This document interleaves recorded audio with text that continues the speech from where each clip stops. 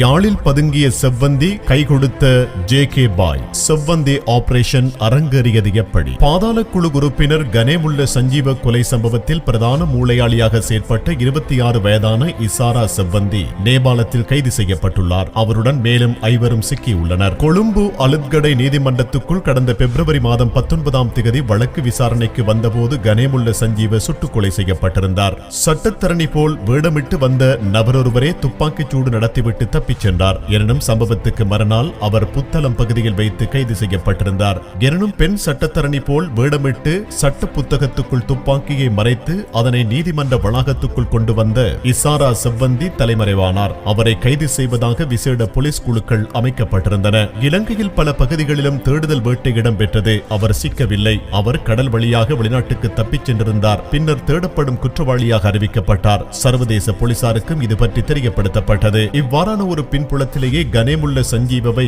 கொலை செய்வதற்குரிய ஒப்பந்தத்தை வெளிநாட்டிலிருந்து வழங்கிய நிழல் உலக தாதா கெஹல் பத்ர பத்ம உள்ளிட்ட பாதாள குழு உறுப்பினர்கள் சிலர் இந்தோனேஷியாவில் கைது செய்யப்பட்டிருந்தனர். இலங்கை மற்றும் இந்தோனேஷிய போலீசார் இணைந்தே அவர்களை மடக்கி பிடித்திருந்தனர். கெஹல் பத்ர பத்மேவிடம் மேற்கொள்ளப்பட்ட விசாரணைகளின் பிரகாரம் இலங்கையின் விசேட போலீஸ் குழு ஒன்று நேபாளம் சென்றுள்ளது. அங்குள்ள போலீசாரின் ஒத்துழைப்பையும் பெற்று இசாரா செவ்வந்தி உள்ளிட்டவர்கள் கைது செய்யப்பட்டுள்ளனர். நேபாளம் தலைநகர் காத்மாண்டு பகுதியில் மலைப்பகுதி ஒன்றில் அமைந்திருந்த வீடொன்றில் தலைமறைவாகி இருந்த நிலையிலேயே அவர் சிக்கியுள்ளார். அதேவேளை இலங்கையின் நீதிமன்ற வளாகத்தில் நடந்த துப்பாக்கிச் சூட்டு சம்பவத்துக்கு பிறகு செவ்வந்தி 4 நாட்கள் இலங்கையில் தலைமறைவாகி இருந்தார் என தகவல் வெளியாகியுள்ளது. மித்தனிய மற்றும் யாழ்ப்பாணம் ஆகிய பகுதிகளிலேயே அவர் தலைமறைவாகி இருந்துள்ளார் என கூறப்படுகின்றது. பின்னர் இந்தியாவுக்கு தப்பிச் சென்று அங்கு 3 வாரங்கள் தங்கியிருந்த பின்னரே நேபாளம் சென்றுள்ளார் என தகவல் வெளியாகியுள்ளது. 4 ஆண்களும் 2 பெண்களுமே நேபாளத்தில் சிக்கியுள்ளனர். யாழ்ப்பாணத்தைச் சேர்ந்த ஜே.கே. பாய் என்பவரே செவ்வந்திக்கு அடைக்கலம் கொடுத்துள்ளார் என தெரிய வருகின்றது.